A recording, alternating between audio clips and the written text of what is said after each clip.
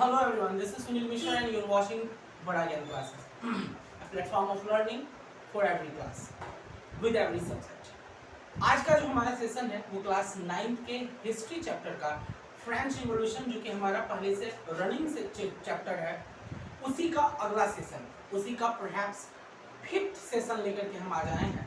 और आज जो हमारा पिछले सेशन में जो हमारा क्लास चल रहा था, जिसमें कि हम पढ़ रहे थे आउटब्रेक ऑफ रिवॉल्यूशन, जहाँ से कि हमारे रिवॉल्यूशन का जो पूरा का पूरा एक ढांचा तैयार होता है या किस तरह से पूरा का पूरा रिवॉल्यूशन कवर होता है, हम उसके बारे में स्टडी कर रहे हैं। तो अगर आप अभी तक वो चारों पार्ट नहीं देखे हैं तो ऑब्वियसली आपके लिए सबसे पहले जरूरी है कि आप वो चारों पार्ट देखें and then come to here to watch the 5th part of the French revolution, because you know that this chapter is one of the most important chapter of history for class 9। तो let's get started. तो आज का जो हम देखते हैं, तो on 20 जून 20 जून को क्या होता है, the representative of the third state. इससे पहले हम क्या देखते हैं कि तीनों स्टेट्स के मेंबर्स को बुलाया जाता है असेंबली में, और वहां पे फर्स्ट और सेकंड स्टेट वालों को बहुत अच्छा से सीट दिया जाता है, बल्कि थर्ड स्टेट वालों को खड़ा कर दिया जाता है। और फर्स्ट और सेकंड स्टेट वालों को 300 मेंबर भेजते हैं, और जबकि थर्ड स्टेट वाले 600 मेंबर भेजते हैं। और वहां पे वोट को लेकर के प्रॉब्लम क्रिएट होता है। वोट को लेकर के क्या प्रॉब्लम क्रिएट होता है ये हम 4th वीडियो में ऑलरेडी बता चुके हैं, तो आप उसे देख लीजिए। तो यहाँ पे हम देखते हैं कि third state assembled in the hall of an indoor tennis court in the grounds of Versailles where they declared themselves a national assembly. यानी कि भाई चलो, अब जब हम लोगों को असेंबली से बाहर निकाल ही दिया, या हमारा असेंबली में कोई वैल्यू ही नहीं रहा, तो हम अपना खुद से ही, क्योंकि सबसे ज्यादा जो तादाद थी या ज्यादा पॉपुलेशन था वो थर्ड स्टेट में था, तो जिसकी वजह से थर्ड स्टेट वाले क्या किए कि अपने आप को ही एक असेंबली के तौर पे गठित कर लिया, और एक असेंबली का निर्माण उन्होंने कर लिया, और अपने आप को ही एक नेशनल असेंबली घोषित कर देते हैं and vote to draft a constitution. और अब एक कॉन्स्टिट्यूशन भी ड्राफ्ट करते हैं, किसके लिए? फॉर फ्रांस के लिए। ठीक है, फर्स्ट स्टेट और सेकंड स्टेट जाओ, हम तो कोई मतलब नहीं, हमारी तादाद ज्यादा है, हमारी जनसंख्या ज्यादा है, हमारे लोग ज्यादा हैं, आम जनता हमारे ही स्टेट को बिलोंग करते हैं, तो दैट्स व्हाई हम एक अलग अपना देश का निर्माण करेंगे, एक अलग जो है हम कॉन्स्टिट्यूशन का निर्माण करेंगे, that will limit the powers of the monarch.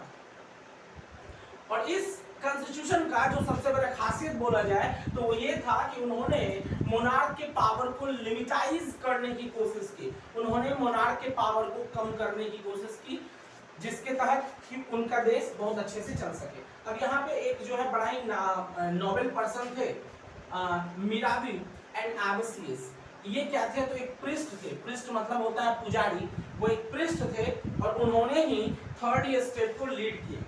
वैसे तो ये प्रिस्ट लोग जो हैं फर्स्ट और सेकंड स्टेट में होते हैं, लेकिन ये दो महापुरुष थे जो कि थर्ड स्टेट में आते हैं और थर्ड स्टेट को लीड करते हैं। And while the National Assembly was busy at Versailles drafting a constitution, the rest of France was in trouble. और जिस समय ये सारा घटनाक्रम चल रहा था कॉन्स्टिट्यूशन को लेकर के, बाकी पूरे फ्रांस में बड़ा ही अफरा तफरी का माहौल था, और पूरे फ्रांस जो है ट्रबल में था। And severe winter destroyed the food crops. उसी बीच जो है बहुत ज्यादा ठंड पड़ती है, बहुत तगड़ा ठंड पड़ता है, और जिसके वजह से कि सारे क्रॉप्स जो होते हैं वो बर्बाद हो जाते हैं। अब जब फसल ज्यादा बर्बाद होगा तो उसका रिजल्ट क्या होगा? तो रिजल्ट ये देखने को मिलेगा कि वहां पे फूड क्रॉप्स का दाम जो है वो इंक्रीज हो गया, और ये और सीवियर कंडीशन प्रोड्यूस किया।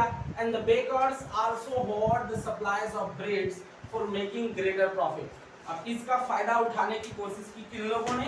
बिचौलिए लोगों ने, बेकर्स लोगों ने, और as a result of that कि हर खास करके ब्रेड का कीमत जो है बहुत ज्यादा बढ़ गया, जो कि आम लोगों के लिए सबसे पहला फंडामेंटल राइट्स होता है। रोटी, कपड़ा और मकान में सबसे पहला रोटी होता है, और रोटी का ही कीमत आसमान को छूने लगा, तो जाहिर सी बात है कि कंडीशन कुछ और हो जाए। ब्रेड का कीमत बढ़ जाने के बाद क्या होता है कि after spending hours in long queues at the bakery, अब यहाँ पे लंबा लंबा लाइन लगना शुरू हो जाता है बेकरी के सामने, and the crowds of angry women stormed into the shops. अब जो है महिलाएं जो है एकदम से जोश में आकर के, गुस्से में आकर के वो दुकानों में जबरदस्ती घुसना शुरू कर दी, क्योंकि इतना ज्यादा बेकरी के बाहर जो है लंबा लाइन होने लगा। क्योंकि रीजन ये था कि ब्रेड का कीमत आसमान को छूने लगा, ब्रेड की अवेलेबिलिटी कम हो गई, वो कम हो गया, मिलना ही बंद हो गया। तो जिन दुकानों पे, जिन बेकरीज पे ये ब्रेड मिल रहा था वहां पे काफी लंबा लाइन था, और as a result of that इंतजार करते करते महिलाएं जो है अब दुकान में जबरदस्ती घुसना शुरू कर देती है। At the same time the king ordered the troops, troops मतलब सिपाही होता है। At the same time the king ordered troops to move into Paris. अब राजा जो है अपने सैनिकों को पेरिस की ओर आगे बढ़ने की आज्ञा दे देता है। on 14th July the agitated crowd stormed and destroyed the Bastille, जिसका चर्चा हम लोग पहले भी कर चुके हैं कि ये एक फोर्ट्रेस प्रिजन था जहां पर कि आम जनता आक्रमण करती है और उस जेल को तहस-नहस, उस किला को, उस जेल को तहस-नहस और बर्बाद कर देती है। उन्हें लगता है वहां पे बहुत कुछ मिलने वाला होगा, बट अनफॉर्चुनेटली वहां पे उन लोगों को कुछ हासिल नहीं होता है। हाँ, जो कैदी लोग होते हैं उनको वो छुड़ा लेकर के ले जाते हैं। And in the country side, गांव के साइड में क्या हो रहा था, इन द कंट्री साइड, अब यहाँ पे एक र्यूमर फैल जाता है, यहाँ पे र्यूमर फैलता है कि spread from village to village that the lords of the manor were on their way to destroy the ripe crops. अब उन लोगों के पास जो है एक अफवाह फैल जाती है कि सैनिक आ रही है, और वो लोग जो है सैनिक क्या करेंगे कि उनका जो पका हुआ फसल है उसे वो लोग बर्बाद कर देंगे, और उसके लिए उन्होंने कुछ गैंग को हायर्ड किया है। They are coming to destroy those ripe crops. तो ये जो है अफवाह फैल जाती है, एंड ड्यू टू फियर, और लोग भय से क्या करते हैं, peasants in several districts attacked the castle of nobles। और अब जो है नोबेल लोगों, जो अमीर लोग थे, जो संभ्रांत लोग थे, उन पे किसान जो है आक्रमण कर देते हैं, उनका अनाज लूट लिया जाता है, एंड उनका जो डॉक्यूमेंट्स होता है उनको जला दिया जाता है। यानी ये किसान लोग जो हैं ये अभी तक तो शांत बैठे हुए थे, लेकिन जब इनको ये सूचना मिलती है या ऐसा अफवाह फैलता है कि अब उनके पके हुए फसलों को बर्बाद करने का ऑर्डर मिला है, और बहुत सारे गैंग है हायर्ड जो कि वो इस काम को अंजाम देने के लिए आ रहे हैं, तो ऐसी परिस्थिति में ये गरीब लोग अमीर लोगों के घरों पे, उनके ऑफिसेस पे अटैक कर देते हैं, वहां से सामान लूट लेते हैं, उनके डॉक्यूमेंट्स को जला देते हैं। और ऐसा कुछ ही देखने को मिलता है हमको फ्रेंच रिवॉल्यूशन। जब नॉवेल्स के घरों पे और उनके ऑफिसेस पे अटैक हो जाता है, तो जाहिर सी बात है अगला स्टेप क्या होगा, नॉवेल्स लोग अपना घर छोड़ करके भाग जाएंगे। और वही होता है, large number of novels fled from their homes, वो अपने घरों से भाग जाते हैं। एंड मेनी माइग्रेटेड, माइग्रेट मतलब होता है एक जगह से दूसरे जगह चला जाना, माइग्रेटेड टू नेबरिंग कंट्रीज, जो आस पड़ोस का, जो फ्रांस का जो देश था, वहां पे ये लोग भाग करके चले जाते हैं, क्योंकि जब उनके घरों को लूट लिया गया तो वैसी परिस्थिति में कोई भी घर में रह नहीं सकता, पता नहीं कब क्या हो जाए। अब हार पार के लास्ट में लुईस 16 को क्या झुकना पड़ता है, and Louis 16 finally recognise the national assembly, इन्होंने नेशनल असेंबली को रिकॉग्नाइज किया एंड एक्सेप्टेड द कॉन्स्टिट्यूशन। और अब थर्ड स्टेट वाले जो कॉन्स्टिट्यूशन बनाए थे उस कॉन्स्टिट्यूशन को मानने पे बाध्य होना पड़ा लुईस 16 को। And on the 4th August 1789 France passed the law for abolishing the feudal system of obligation and taxes।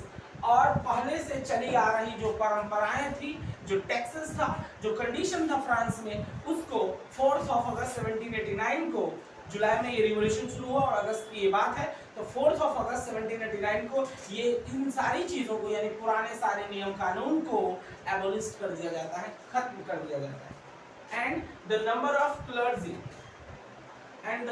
Clergy were also forced to give up their privilege. और जो क्लर्जी मेंबर्स को, जो कि जन्म से ही, जो कि शुरू से ही जितनी सारे प्रिविलेज दी जाती थी, जितनी सारी सुविधाएं दी जाती थी, उनको भी गिव अप करना पड़ा, उन्हें भी छोड़ना पड़ा। एंड तिथि, जो कि एक प्रकार का टैक्स था जिसपे हम लोग पहले भी बहुत चर्चा कर चुके हैं, तो तिथिज वर एबोलिश्ड, ये जो टैक्स था इसको खत्म कर दिया जाता है। And land on by the church were confiscated, और जो चर्च के पास जो संपत्ति थी जमा, जो चर्च के पास जमीन था जिसका कि कोई यूज नहीं था, उस पैसे का गलत ही इस्तेमाल होता था, उसको